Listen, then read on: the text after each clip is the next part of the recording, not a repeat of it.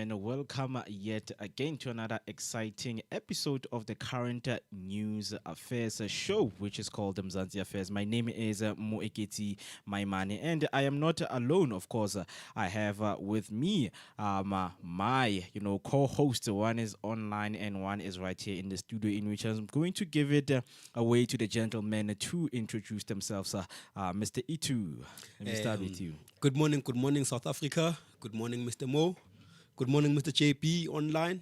Thank you for having me on yet another episode of Mzansi Affairs. It's good to be here. Indeed. Let's give the information to the people.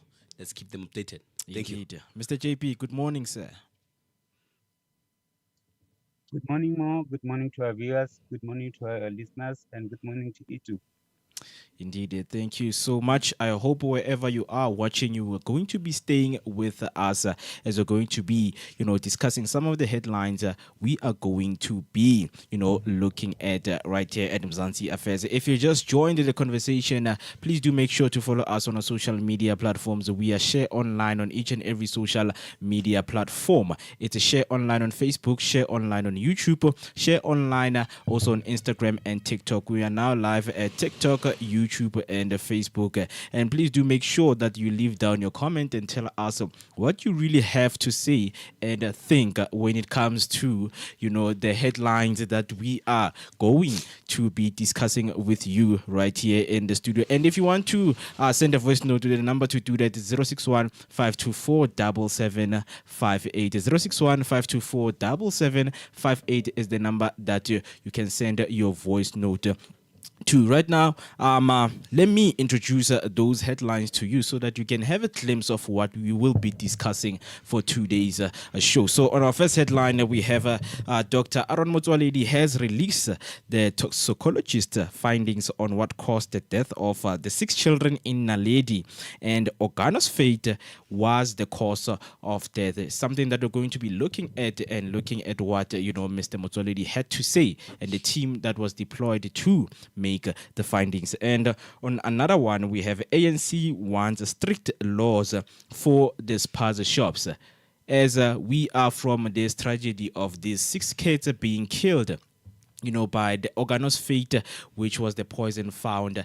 Now ANC, they call for the strict laws for these foreigners shop. And we're also going to be looking at the cost of living that still hits the consumers hard, and get to hear what are the people saying on the street right now when it comes to the the economy right now and the high cost of living. As we know that the Minister of Finance, Kodongwana, will be, with us and giving us the midterm budget speech in Cape Town. And then moving on, we'll be looking at Will Mkhwebane leaving the EFF and joins the new MK Party. And we also want to hear from you. What do you really think about the movement, when it comes to the political spheres and everything that has to do with the political dynamics right here in South Africa? And last but not least, we'll be looking at the Floyd Shivambu.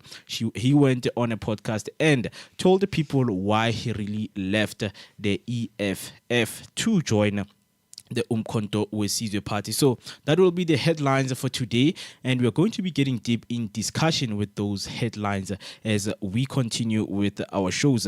My name is Mkhwebane, and I'm joined by Mr. JP on the call, and Mr. Itumeleng is right here with us. So please do make sure that you comment down below, you stay with us until the show ends. So we're going to take a short break, and then when we come back, we're getting straight into the discussions of the day and the headlines that we have right here on Mzansi Affairs.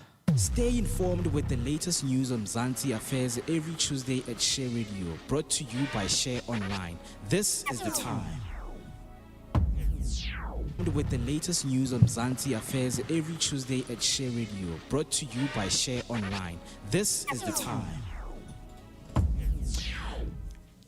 Indeed, this is the time. Thank you so much for staying with us right here on Share Radio, brought to you by Share Online. You're still watching Mzansi Affairs, where we bring you everything that is happening of current in the political world and in our country. My name is Mkhwebane, and I'm joined by Jabulani all the way from Pretoria. And right here in studio, I have Mr. Itumeleng. So, on the first headline, the Health Minister Dr Aaron Motsoaledi has released the toxicologist findings on what caused the death of 6 children in Naledi, Soweto. He says the findings reveal the ingestions of organophosphate as the cause of death. At the same time, 4 people arrested following recent health inspection at spaza shops in Soweto were selling illegal chemical substances. Motsoaledi says the chemicals sold by these spazas are not linked to the death of 6 Naledi children.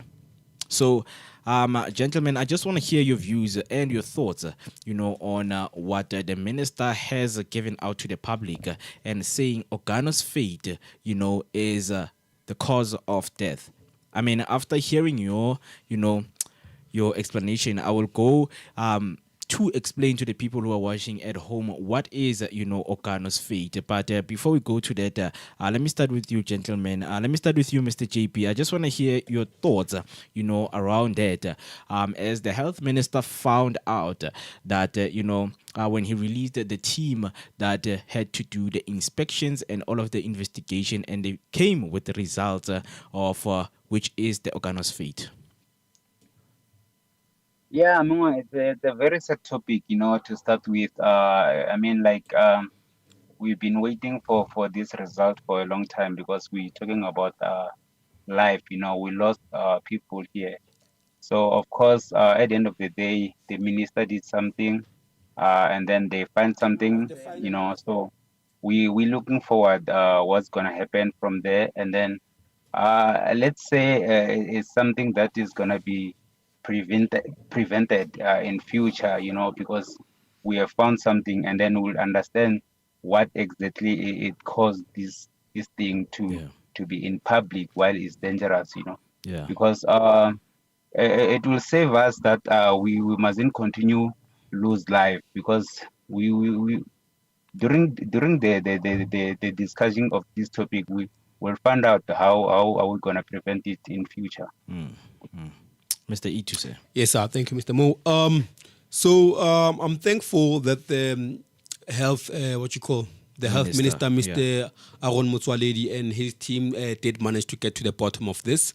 And then with that being said, I hope they can go on and move on with investigations to find out who was actually responsible for this cause, and how maybe we can get justice for the families who have lost their loved ones due to this poisoning. Yeah. Yeah, so on top of that, these were the words of the health minister, Dr. Aaron Motsoaledi, when he was asked, the question. So right now, let me do this so that we can hear what Mr. Dr. Aaron Motsoaledi had to say when the question was asked in terms of the organophosphate poison. Ladies and gentlemen, we are here today to inform you of the findings of our toxicologist. The results show that the cause of death is unequivocally organophosphate. When we mentioned to you that we are chasing a chemical, we had actually at that time believed this organophosphate. We're simply taking this from the symptoms. And so it so happened that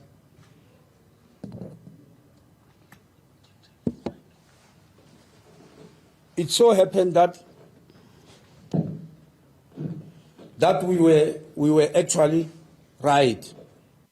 Indeed, those were the words, from Minister Aaron Motsoaledi. But right now, it is very important for whoever who is watching right now, to know, especially the people who are affected, the people in Soweto.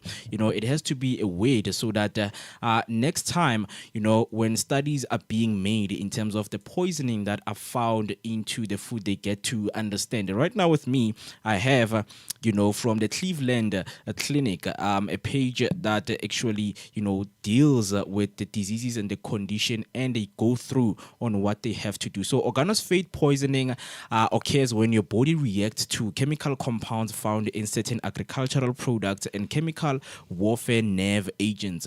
These compounds affect how your nervous system functions, can lead to life-threatening symptoms, and they say if you come into contact with organophosphate, they have their numbers right here. So organophosphate is used to control pest control, to kill insects, destroy weeds and vegetation.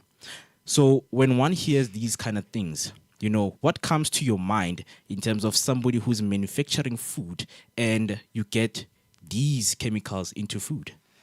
Mr. Mo, so according to my understanding, the exposure of organophosphate to the products that are being farmed by the farmers is that I think maybe there has to be a process in which they get to clean the crops of the chemicals that they pour in to kill the pesticides, right? So with that being said, like, is the source of the products we get from the farmers, do they follow the right or the correct procedures in order to ensure that the food meet with the standards of the South African food consumption standards? If that's how I can phrase it. Yeah. So I don't know, man. There's a lot of questions that come up to mind when you present me with such a with such news. So.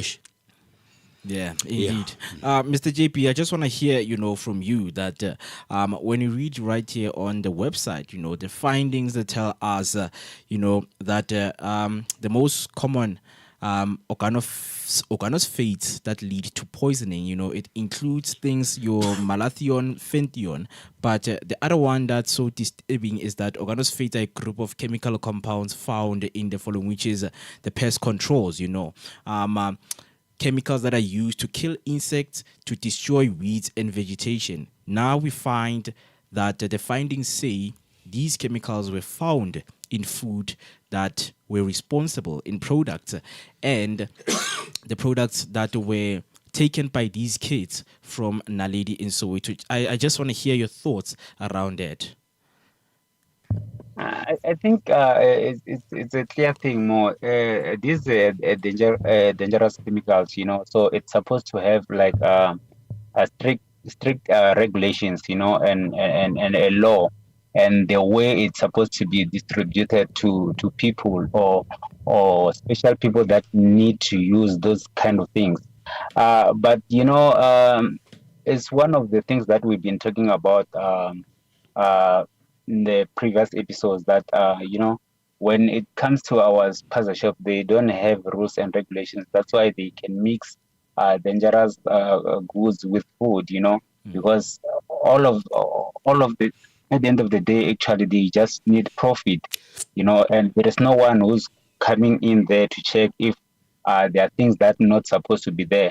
I was talking about these spaza shops. They have a lot of stock, Sometimes even the conditions of the spaza shop, some of the food does need fresh air, need to be in a cooler place. So if you overload those places, it food become poisonous normally. So it's one of the things that we need to regulate as South Africans, to have a law and standards, and everything will go in order, because we do all have a lot of stuff that we use in our society that we know that is the dangerous poison. I can give you, like, we've been living with latex for many years. It's been killing rats, but we know that it's dangerous to people.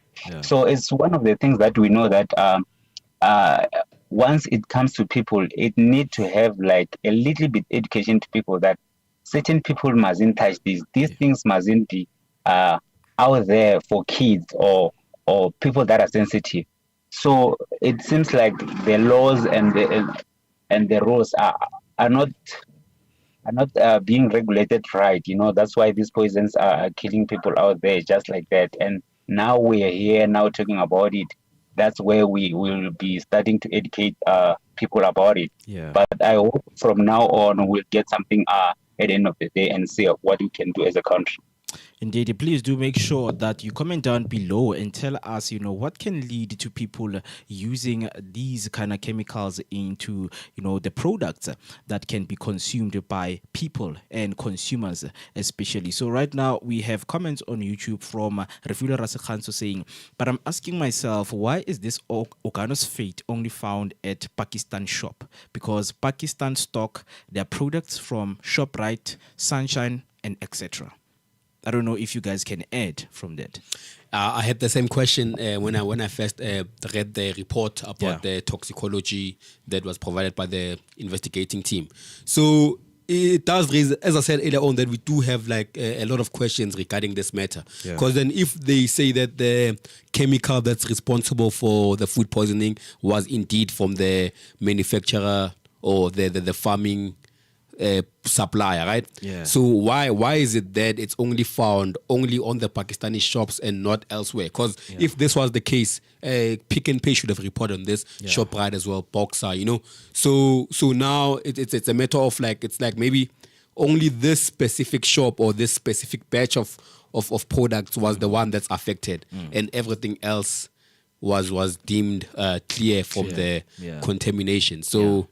Yeah, it does raise a lot of questions. So I think maybe also the investigating team, if they could ask such questions, maybe they would get to actually what their main cause was regarding the poisoning. Yeah, because Minister also spoke, about the arrest that has been made, in which is something that I'm going to go through right now. So we have another comment from YouTube, which is from Ratzilani saying, I'm thankful for the investigation that had been done, and it brings peace to the families and the community. When you speak about the community, it is so sad that some of these kind of information they don't know, and they continue to consume these things, and it's a matter of how does the information get to the people, So we hope, guys, that you hear that immediately when somebody gets sick, let it take at least 20 years, for people to experience this kind of thing, because it can't be every year we are facing,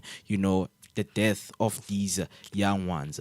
So when it comes to arrests and further testing, Motsoaledi also reported that 4 people were arrested at Johannesburg Mall for allegedly trading in the illegal chemical Aldicarb. This substance belonging to the carbamate class was not linked to the children's death, but remains illegal for public sale due to its toxicity. Samples collected from spaza shops in Soweto were sent to the National Health Laboratory Service for analysis. A packet of chips found in one of the children's pocket was also tested and came back negative. Gauteng Police Commissioner General Tommy Mtombeni confirmed that 4 arrested individuals were released with a warning and fined 2,000 as they had sold different chemical not implicated in the death.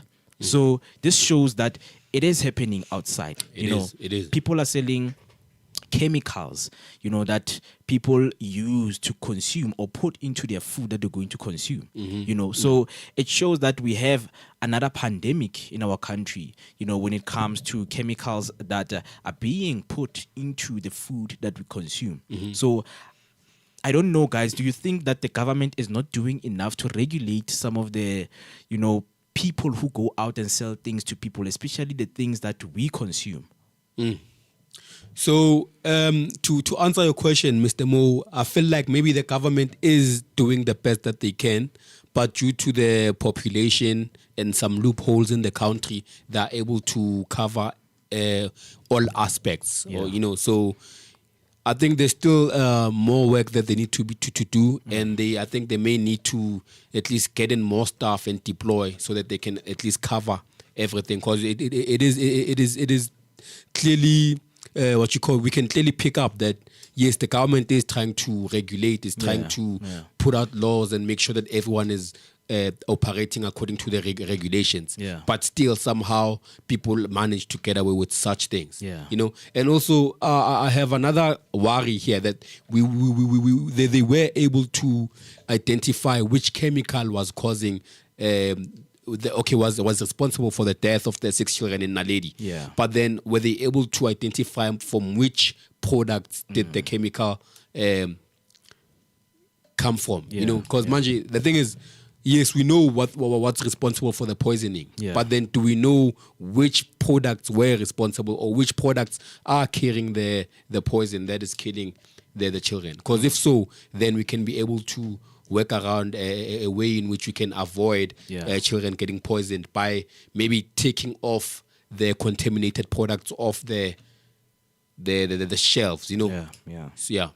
Mr. JP, your thoughts, man. What do you think, is the government doing enough, into making sure that the laws, for people who are selling things that people can consume, especially those chemicals that can be used to put into our food? Do you think, an effort is being made? I don't think there is.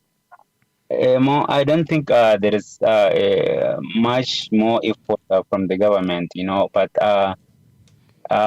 now since we have people that are dying, at least they've tried their best for now to investigate, and then I think we need to take it from here, and they need to put more regulations, and make sure that everyone is safe, because the regulations and rules are out there, but I'm worried about the people that may be taking bribes, along the way, when it comes to check those things. So if you have such people, because most of the government officials, they take bribes, you may find that they send people to go and check these puzzle shops and check if things are right there. Once they mention 2 or 3 things in there and find that it's not in order, that's the moment where they take bribes and then they leave it like that. So, and then it cost our people, it caused people to die. So at the end of the day, we need to be responsible as a country, as people that are given those tasks to check things that are killing people, not to be easy like that and take bribes and keep people in danger.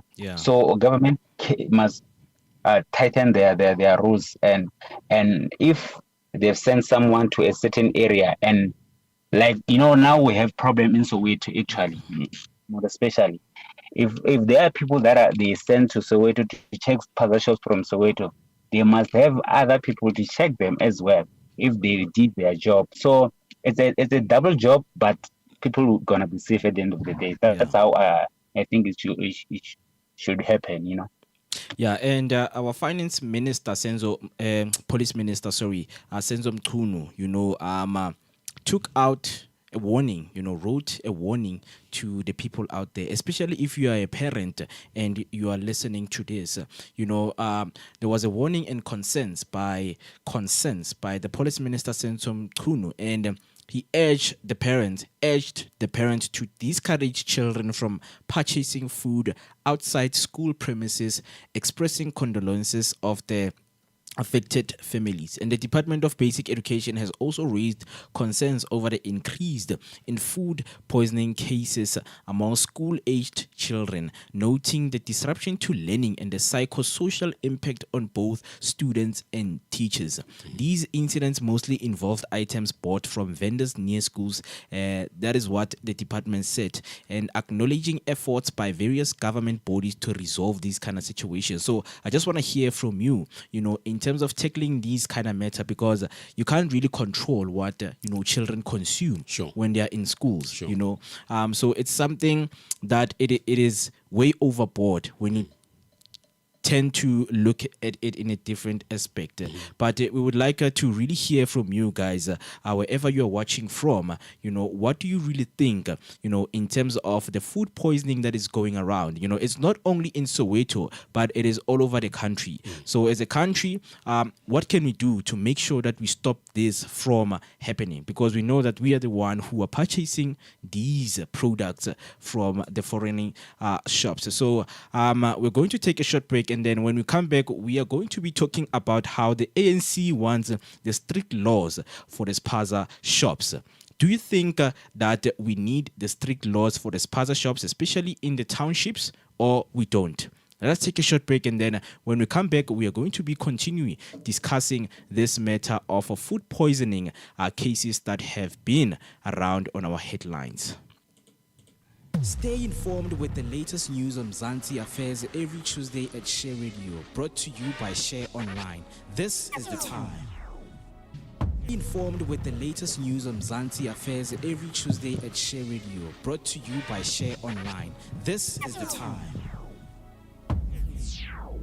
Indeed, this is the time. Thank you so much for staying with us right here on Mzansi Affairs. My name is Mkhwebane Maimane, and I'm joined by Jabulani all the way from Pretoria online. And with me in the studio, I have Mr. Itumeleng. We're still going through some headlines of the day. So we would like to invite you to the conversation with us as we are discussing the headlines that has to do with the foreign nationals and the spaza shops and the food poisoning cases that have been around. Right now, it's quite some time since we, heard about the tragic death of the 6 children in Naledi, Soweto. So, moving on, the ANC's National Executive Committee is calling on the government to adopt stricter regulation for spaza shops.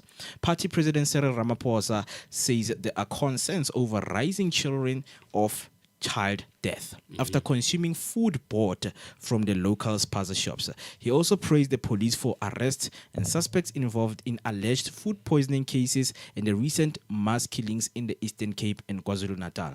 But going back to the spaza shop, in terms of the economy of the townships, we know that when they call for stricter regulations, it means now what we are seeing in terms of people, buying what they can afford, it's going to be less now.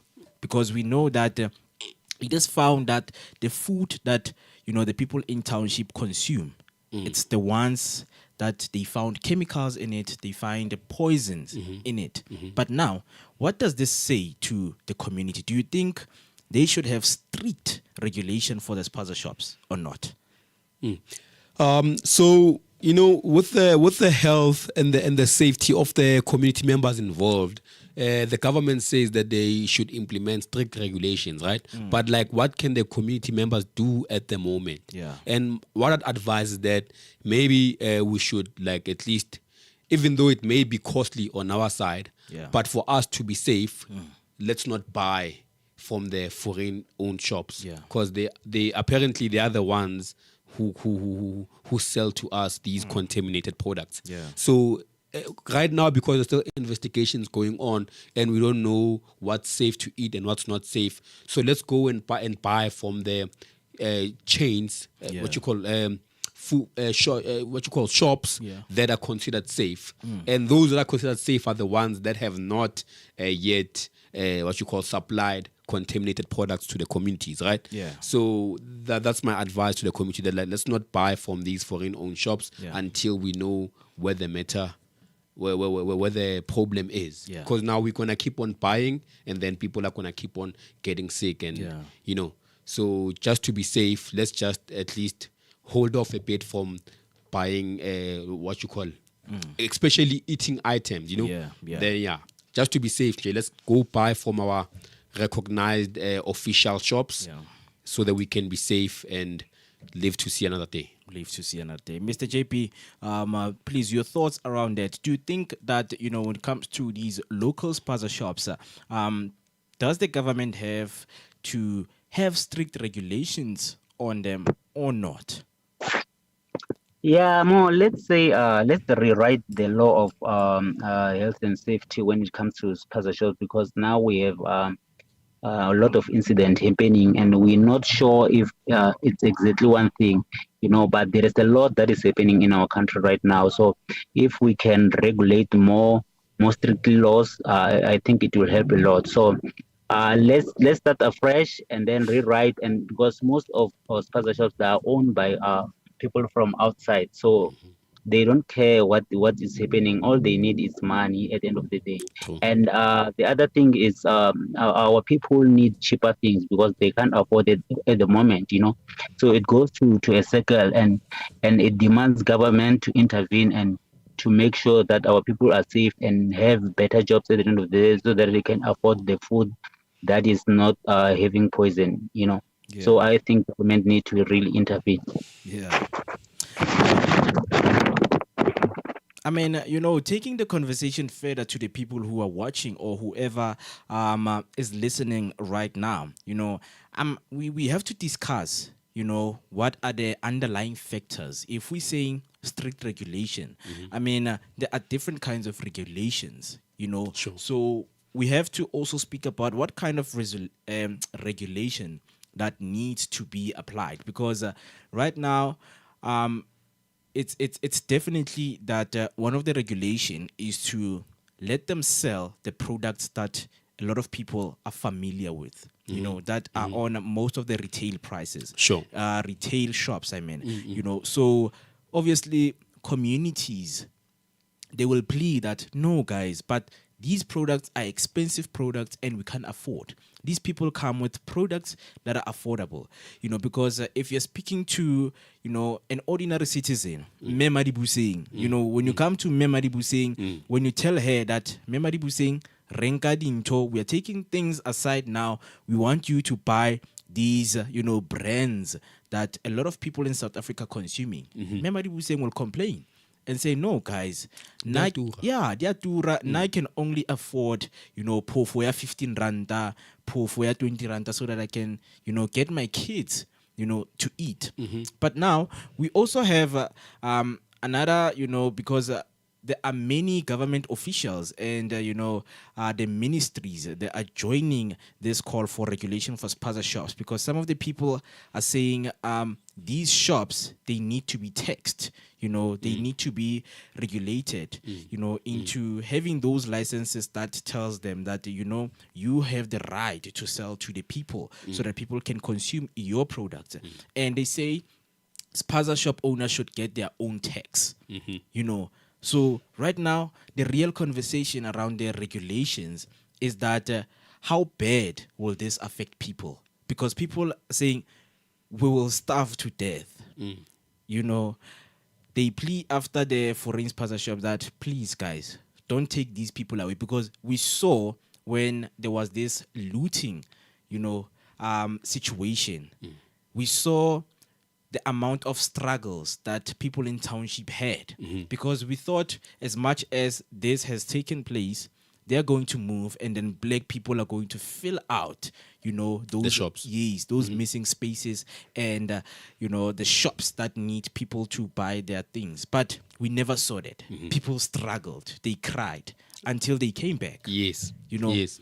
So I just want us to speak about that, because communities, they complain that, guys, you take them away, we will starve to death.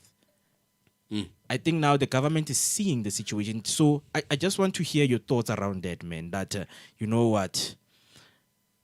Should we just let them go or, make things at ease with them? Yeah, so we do need government intervention at first. And then as the communities, we need to come together. Well, by communities, I mean our business owners, local business owners, your NGOs, your NPOs. Because now, yes, we want to get that. We want to remove the foreign shop owners, right? Yeah. And then have our local black people to run the shops. Yeah. But then is there a proper plan in place that's gonna result in everything, the transition happening swiftly, so that people do not suffer from this change that we're trying to implement? So. It's a lot that needs to be done. Yeah. There's a lot of planning that needs to be done.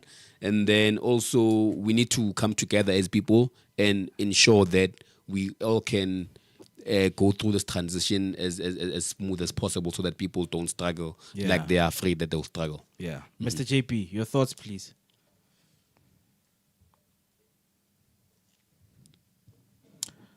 I think, he's still having network problems, so we will get back to him. But when we continue with our conversation, I mean, we have the realities of what people are saying out there, because as much as, guys, we are speaking about the removal of these foreign spaza shops in our townships, but now, what do people say? What are people saying when they hear such things?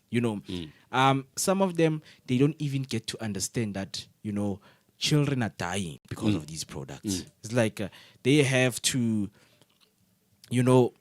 start with themselves. It's like, no, I'm sorry these children are dying, but what about me? And what about my family? So we got to get people's, the community members.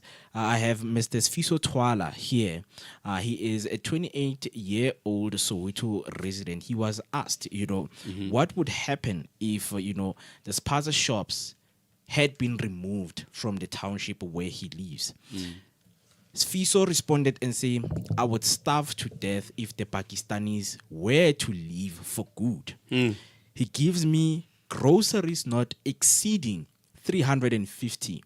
And when I get my 350 social relief of distress grant, I pay him back. ShopRite will do no such thing. That is the words from Mr. Sfiso. Like, do you understand the relationship that these people have built with the community members? Yes, it's wrong that they're selling products that are killing people. But now, what should the conversation be? Rather than people being impulsive, when somebody dies, they must go.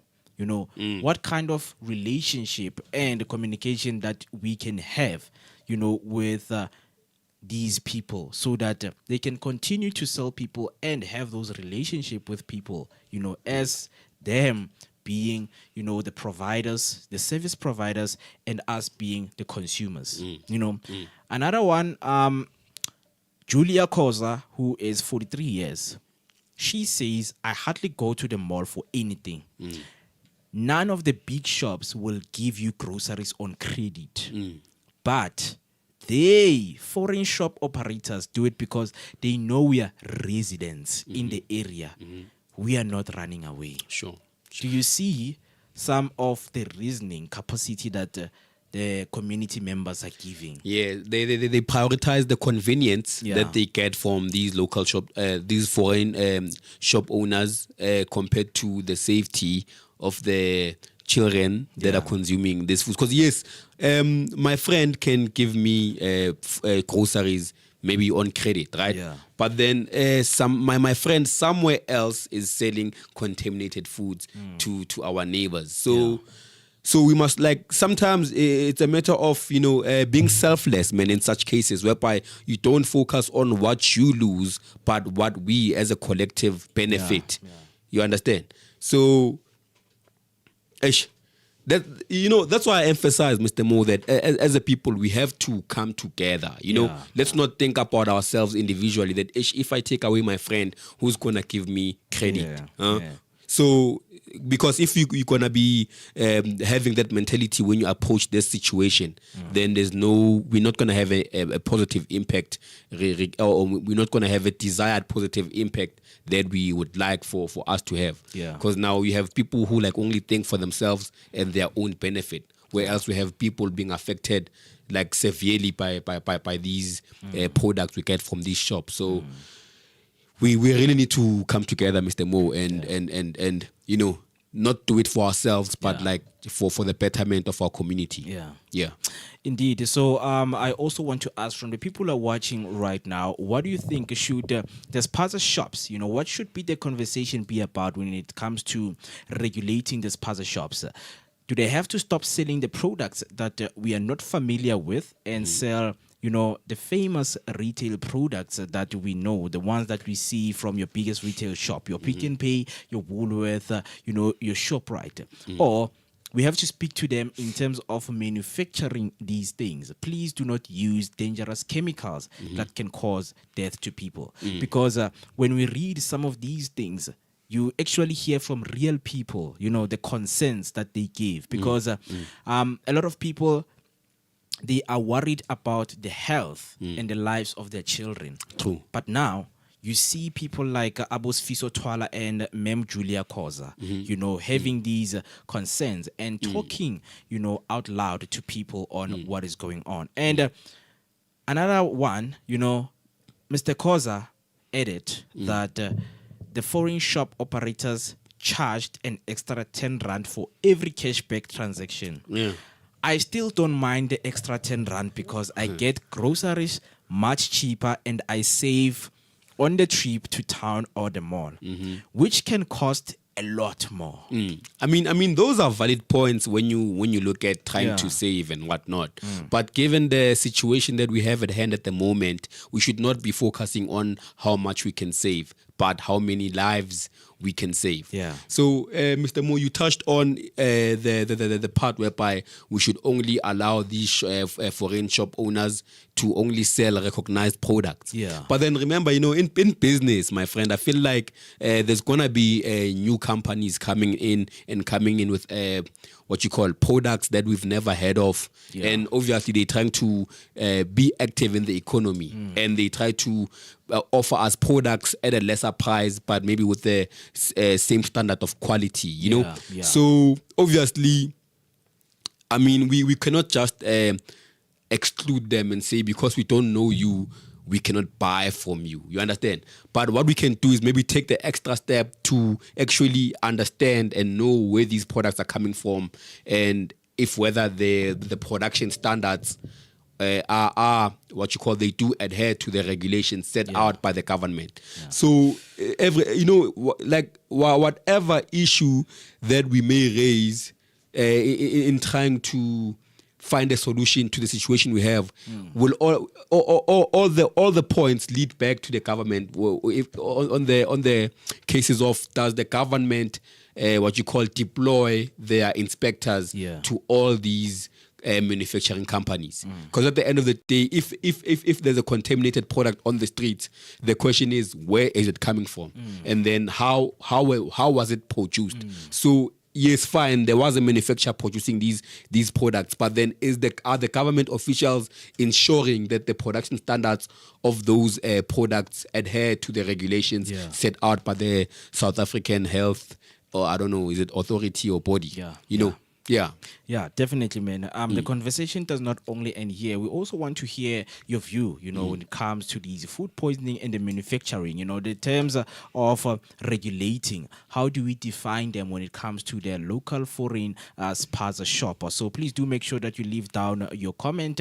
We are live on YouTube or Facebook and also TikTok. You can visit some of those social media platforms and share the live to the ones that it will matter to them, because most important, especially the people who are in townships and are surrounded by these local foreign shops, so the question still stands that should they go, or should we have discussions with them in terms of giving the people of the communities the products that they're selling? So please do make sure that you stay with us as we're taking a short break. And then when we come back, consumers fearing the worst as the cost of living crisis in South Africa spirals out of control. Are you affected by the cost of living? We will find out when we come back from the break. So please do make sure that you stay with us. Stay informed with the latest news on Mzansi Affairs every Tuesday at Share Radio, brought to you by Share Online. This is the time. 7 minutes up until we hit 12 o'clock, and thank you so much for staying with us. You're still watching Mzansi Affairs with me, Mwekiti Maimane, and Mr. Itumeleng right here on the studio. And Mr. Jabulani got cut off, in which something that he is still trying to work on. Still discussing our headlines for the day. Do make sure that you keep informed and you stay with us with our discussions by actually commenting down below on our social media platforms. We are Share Online on each and every social media platform. Do make sure that you stay in contact with us. If you want to call us in right now in the studio as we are doing a live broadcast, you can quickly call us on 061-524-7758. It's 061-524-7758 is the number to call. So right now, I am going to move into my comment section on YouTube. I have Stelo Hlanula saying, it is imperative that our local municipalities vigorously enforce township shops by laws to maintain order, safety, and prosperity in our communities. Right? And Stelo comes again saying, every spaza shop must adhere unwaveringly to these regulations, as non-compliance will no longer be tolerated.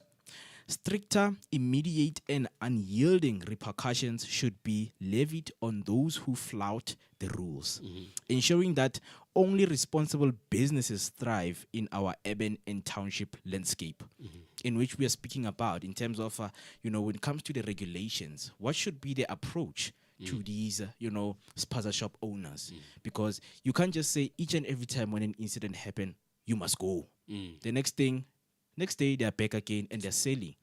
So a conversation must be had, as Ustelo, wrote down here, that strict and immediate unyielding repercussions should be levied on those who flout the rules, so that the rules can be created, and the regulation that states, as a business owner and being part of the growing economy of South Africa, you can adhere to the rules that are created. So thank you so much, Mr. Stelo, for those comments. Please keep those comments coming. You can also tell us, more about what you have found out about this matter, because it is very important that we give this information to the concerned, community members right here in Soweto and all over South Africa, because we feel like this information does not, go as fair as much as it needs to be, because I read something from the concerned citizens, the community members, saying these people, they literally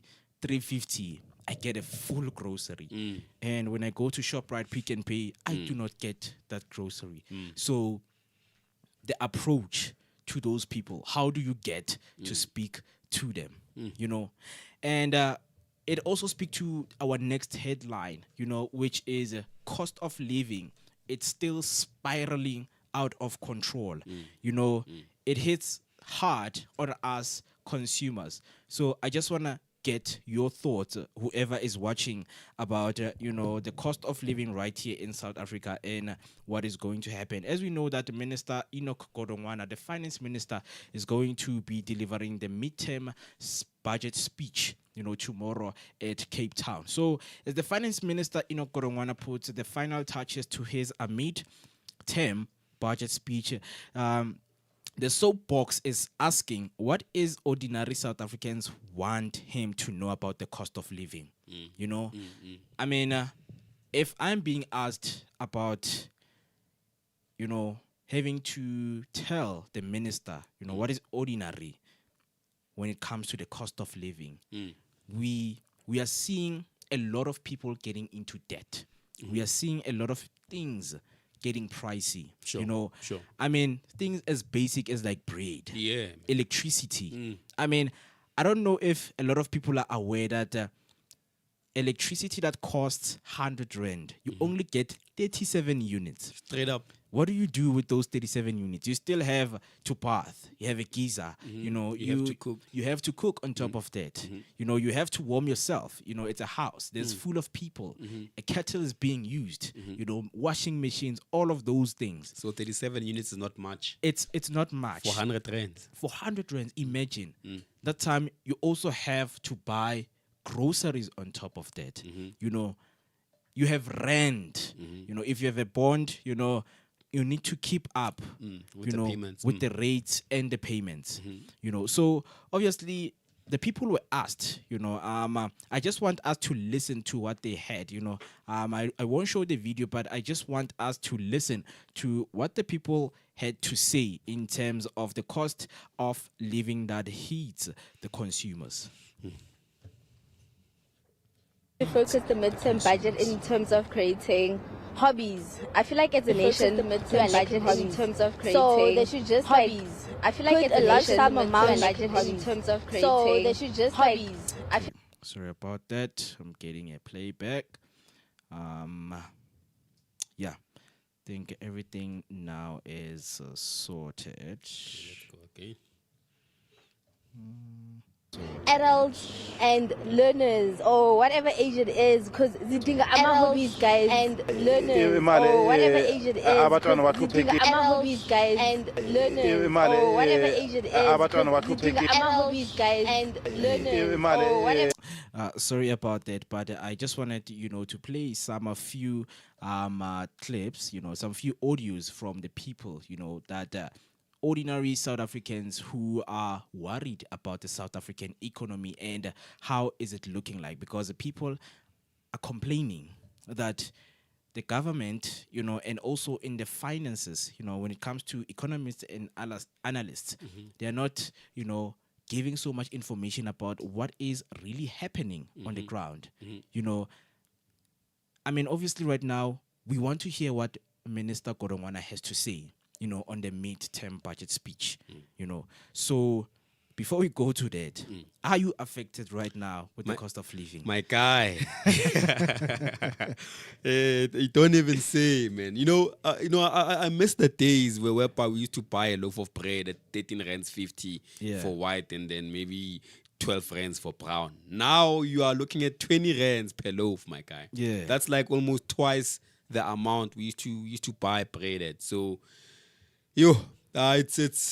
it's hitting the pockets very bad, very bad. It's like now we have to, at least maybe in order for us to keep up with the rising food prices, at least I must get like 2 jobs. When I'm done here, I must go clock in somewhere else and keep hustling so that I can be able to keep up with the living standards of South Africa, because we are drowning out here, man. So they should just something needs to be done about this. Yeah. It's it's crazy. I think I got those audio clips back, and if something goes wrong again, I will actually tell you what do the people say. But right now, let us get to listen what they had to say, people on the street. All right. Minister, to focus the midterm budget in terms of creating hobbies. I feel like as a nation, we are lacking hobbies. So they should just put a large sum amount of actually creating recreational activities for both adults and learners or whatever age it is, because zidinga ama hobbies, guys. Imali abatwana bahluphekile and then bayabhega estrateni ngoba ngcono asiza labantu bahluphekile. Nathi siyafuna umsebenzi ukuthi sisebenza ngcono, but kungcono aqala asiza abantu bahluphekile. Recreational activities is, what people are speaking about, that the economy needs people to be as active as they can, so that so many departments and so many fields, can be filled, with people. Sure. But now you are seeing a high rate of unemployment increasing and the high cost of living increasing. I mean, there is no balance on that. There's not much money circulating around. Yeah. Because there's not much people being active in the economy. Yeah. Yeah. So we need a lot of involvement from the residents of South Africa. So the government must find a way in which they can create more job or employment opportunities, so that people can also participate in the economical activities of the country. Yeah. Yeah. So economists and analysts fear the worst for the South African economy as the cost of living crisis spirals out of control for consumer in the country. This comes after the South African Reserve Bank Monetary Policy Committee raised the repurchase rate by a shocking 50 basis points, which comes into effect in April. Motorists eagerly waited some reprieve following the announcement to come in the form of fuel price cuts. However, bearing cuts on the diesel prices, petrol saw a minuscule decrease of 1 cent per litre, while the 95-octane grade inland saw a price increase. CEO of Debt Rescue Neil Root told Business Report the announcement by the Department of Mineral Resources and Energy of marginal drop in the price of 93-octane petrol is cold comfort for millions of South Africans who face a volley of price increase in April, not at least in which much protested Eskom price hike at 18.65% and a shocking repo rate hike of 50 basis points that has been interest rates climbing into unprecedented levels. So right now, it is clear for us to understand, the MTBPS, which is the midterm budget policy statement that will be made by Enoch Godongwana. What is it that you have to understand? What is it that you have to look out for? Because we know when people think of budget speech, they think of money. We just want money. Are you increasing the grant? Are you... decreasing alcohol. You know, we know what ordinary people in South Africa think like. But the minister, yes, hobbies, indeed, hobbies. Yeah. So the Minister of Finance, Enoch Godongwana, will present the medium-term budget policy statement tomorrow at 2 p.m. The venue is at New Mr. Maki and the speech will be broadcasted by all major media houses, including the Parliament's YouTube channel. So do make sure that tomorrow at 2 p.m. you stay and listen to the minister. Now, you have to understand, and I have to tell you, what is the minister going to touch on? So it is referred to the mini budget. Allows government department to apply for adjustment to their budget, apply for rollovers, and request additional funds for unforeseeable and unavoidable expenditures. It also sets out the policy framework for the budget that is presented every February and updates National Treasury economic forecast. The midterm budget also includes information on spending estimates for first half of the current year, which is 2024, any adjustment to the proposed revenue, spending estimates for the second half of the current year, and the outcomes of the previous year. I mean, it's so sad that there are some funds, you know, especially the social relief funds, you know, that were reported that they were brought back to the treasury. And some of those funds are being misused. So are we saying there's a lot of foul play and corruption in our government? There is. What do you have to say on that? There is definitely a lot of foul play in the government. You know, the officials are not being fair to the people because now all these monies are getting laundered, man. So the people are not receiving what is due to them. And therefore, in the midst of these struggles, we still have people who just sabotage the people also. So government, my friend, government, everything government. And now, even though, you know, South Africa is a very, very capable country. But then because with the people in the leadership positions, there's a whole lot of corruption and mismanagement and whatnot, and people are not accounting for such actions. And therefore, this will always be the manner in which the state remains, because now there's a lot of people who are not doing what they should do, and there's nothing being done about that. So it's written. You have multiple media houses reporting on such instances, but there's nothing being done about it. So what can you say, man? Indeed. So do make sure that, guys, tomorrow at 2 p.m., Minister of Finance Enoch Godongwana will be briefing you about the mid-term budget speech, you know, about what is happening in our country and, you know, how are the funds should be allocated and the reports on the funds that were misused. So please do make sure that you stay with us as we're going to be discussing more further. But when we come back from the break, we are going to be discussing, you know, Busi Mkhwebane joins the MK Party. A lot of us thought Busi said she's tired, she wants to focus on her family. But now she joins MK Party. Just want to hear your thoughts around that when we come back from the break. So please do make sure that you stay with us. You subscribe, follow us on our social media platforms. We are shared online on each and every social media platform. And you are still watching Mzansi Affairs with me, Mwekiti Maimane, and the one and only Mr. Itumeleng right here in the studio. Bengeza kwaye phuhlisa ishishini lakho nathi apha eShare Online. Sebenzisa ezinkcukacha zilandelayo ukusifumana. 078 281 0681 okanye usithumelele email ku ads@shareonline.co.za. Depression and suicide are serious issues that affect many people.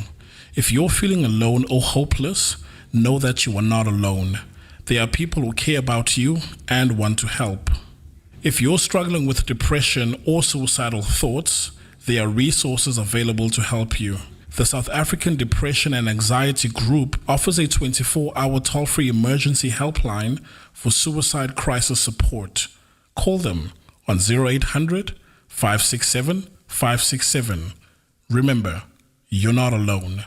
There is hope and help is available. You know know you want to join the Creative Corner every Tuesday, where we vibe with the coolest creators. But nah, you are too busy catching up on Umkosi, celebrity news and the headliners on the Trusted Talk Wednesdays at 2 p.m. Embrace your feminine side with the ladies of Sisterhood Thursdays at 11 a.m. talking about everything women go through. Join Amachita, Mkhwebane, the broskies of Sotra, fixing the country, one topic at a time, Thursdays at 2 p.m. Get ready to spice up your sex life on the 8th hour every Thursday at 8 p.m.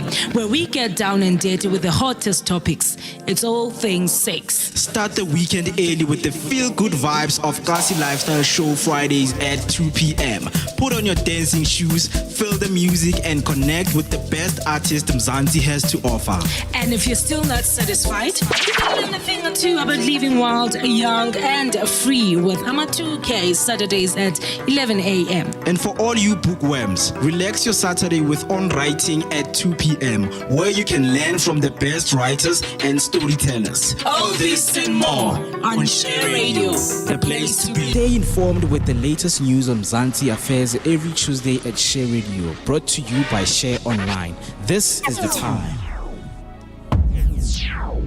Thank you so much for staying with us right here on Mzansi Affairs. The time right now, it's 11 minutes past 12, and you are still watching Mzansi Affairs with me, Mkhwebane, and Mr. Itumeleng Diale. Do make sure that you follow us on our social media platforms. We are Share Online on each and every social media platform. Before the show ends, do make sure that you share the live, with your loved ones, your friends, and your families, and tell them that we are discussing most important stuff that is going on in our country, and get to hear what their view has to be. And also comment down below on our YouTube. We are live on YouTube, we are live on Facebook, and also live on TikTok. Or you can leave down your comment and tell us what you really think of the headlines that we are discussing. So on the second last headline, Mkhwebane given a new position immediately after joining the MK Party. Mkhwebane has joined the MK Party following in the footsteps of Floyd Shivambu, the former deputy president of the Economic Freedom Fighters. The party held a press briefing to announce that Mkhwebane joined the MK Party. Former African National Congress KwaZulu-Natal Provincial Executive Committee member Will Mchunu. Mkhwebane has been announced as the party's convenor in Mpumalanga. A rising amount of EFF members left the party to join the MK Party in an exodus of members.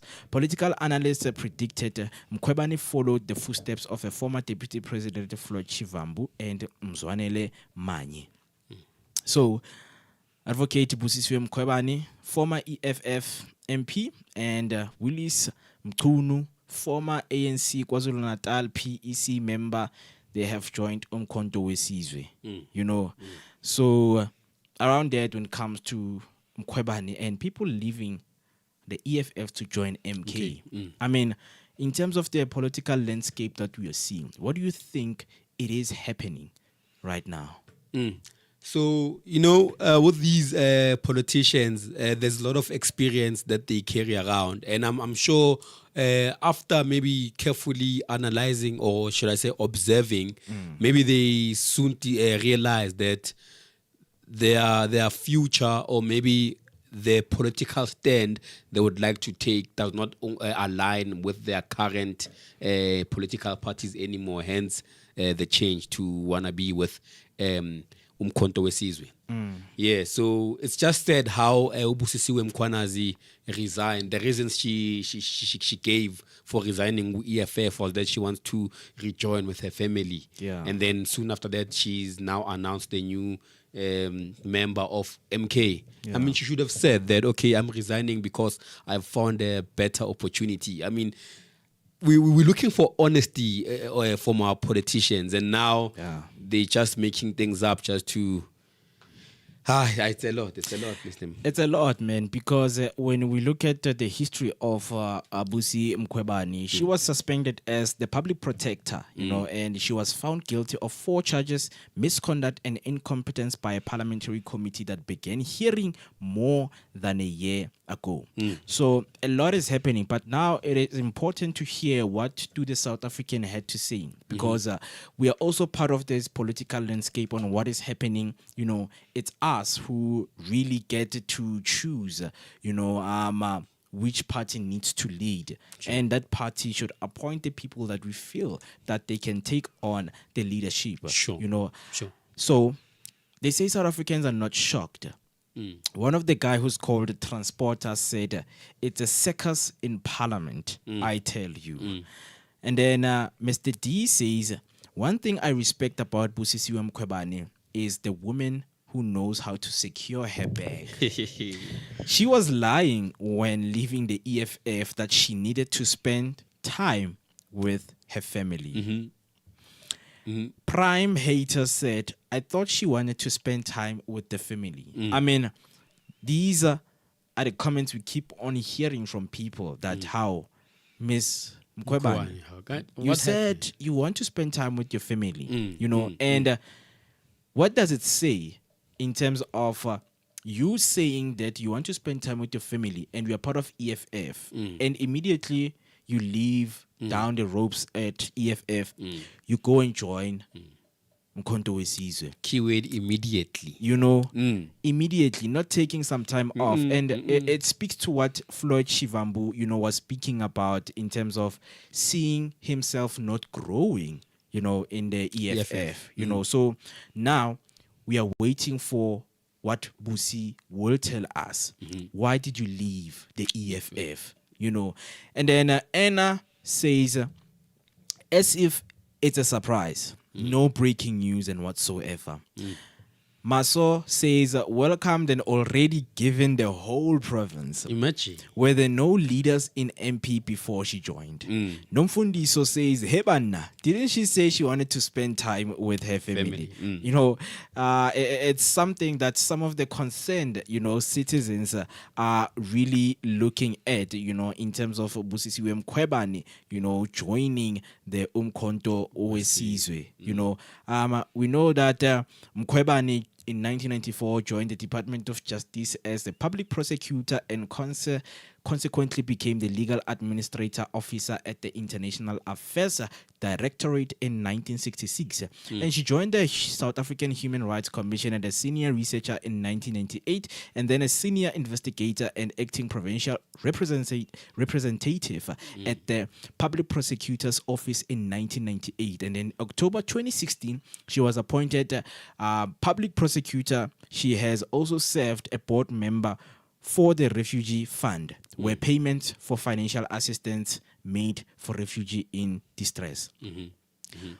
Do you think what Jacob Zuma is portraying in the Mkhonto Wesizwe is an ideal of how South Africa should be looking like in the future? Looking at the moves he's making, the people he chooses to recruit, looking at Mrs. Mkhwebane's, should I say, resume or maybe history of employment, it's quite impressive, man. So you'd swear that Mr. Zuma is gunning for all the powerhouses in the country. And looking at that, I think it may put MK at an advantage, because now you have all these experienced politicians that are going to be coming into the party and maybe work on a way of ensuring the party's success and as the next leader of the country. So, Mr. Zuma, I like your strategy, man, and I say big up to that. Let's see how you do on the next elections, eh? Yeah, I mean, a lot of things are really happening in the political landscape, and we really want to hear from you right there at home. What do you really think, of the movements that are being made by these, political members, like your Floyd Shivambu and Abubusi Mkhwebane joining the Umkhonto Wesizwe. So we would really like to hear from you. What is it that influence the pull factor for the people, the pull factor and the push factor from a certain party to a certain party? So before we close the show, we also want to, show you some little clip on Floyd Shivambu. Floyd Shivambu went, on a podcast, the SNW X. You know, you can go and watch the full episode on speaking on why he actually left the EFF and speaking about the Government of National Unity, which is the GNU. So please do make sure that you catch, you know, the whole episode of the interview of Floyd Chivambu. So right now, let me show you, you know, the trailer, you know, that those first parts of the coming up on what is it looking like. So right now, let me show you on how it's looking like. I conceptualized the economic freedom fighters, the name, the references of commissars, commander-in-chief, the 7 cardinal pillars, the founding manifesto. Majority of the leaders of the economic freedom fighters knew that I'm going to join Mkhwebane as a party. Sometimes this so-called brotherhood, it's not brotherhood, it borders on gangsterism. If this government of neoliberal unity persists for a longer period of time, there will be a very thin line between the ANC and the Democratic Alliance. There will be one thing. Indeed. So do make sure that you catch the full interview right there on YouTube. And because we have once covered, you know, the leaving of Floyd Chivambu on EFF, I would really like to hear from you, you know, other factors that you guys think, you know, are more valuable to the push factor from the EFF. But that's it from us today on Mzansi Affairs. Hoping that you guys are going to comment on the headlines that we're discussing. If you just joined right now, do make sure that you're going to the beginning of the video and watch the whole conversation, and also continue to comment down below and tell us what you think of the conversation and the headlines that we're having. Mr. Dumi. Yeah, Mr. Maimani. Hey man, you know, I got like what you call the what Mr. Chivambu said there on the trailer of how he describes the element. He said like brotherhood. It's not a matter of brotherhood in the game, but it's gangsterism. Yeah, so that raises some concerns, my guy. That now are we looking at politicians or just gangsters dressed up in suits and whatnot? So I'm looking forward to that interview. I think I'll have to go and check it out at home, and then just to update myself on what this guy, what he thinks, about what's going on. So, thank you for having me, and thank you for everybody that participated. You know, our listeners and everybody. Thank you. Yeah, thank you so much for that. So whoever who is watching and you know, you watch till the end, thank you so much for staying with us. You can simply follow us on our social media platforms. We are Share Online, YouTube Share Online. Do make sure that you press the subscription button and the notification button so that whenever we go live, you will be notified that we are live. And also on Facebook, we are Share Online. Instagram, it's Share Online. Also TikTok is Share Online. Thank you so much for staying with us. We are going to see you next week, same time, same place, right here on Mzansi Affairs. We are not only leaving you, we have a show called The Creative Corner, where they're taking you through all of the guests who are in the creative space. And if you want to learn about the creativity of those artists and the guests that will be featured on the show, do make sure that you catch The Creative Corner today at 2 p.m. on the dot. From me, Mkhwebane Maimane, and from OJB, who was cut off from the line, and Mr. E2, would like to say stay kind. We will see you next week, same time, same place, right here on Mzansi Affairs. Thank you so much. Thank you so much. Stay informed with the latest news on Mzansi Affairs every Tuesday at Share Radio, brought to you by Share Online. This is the time.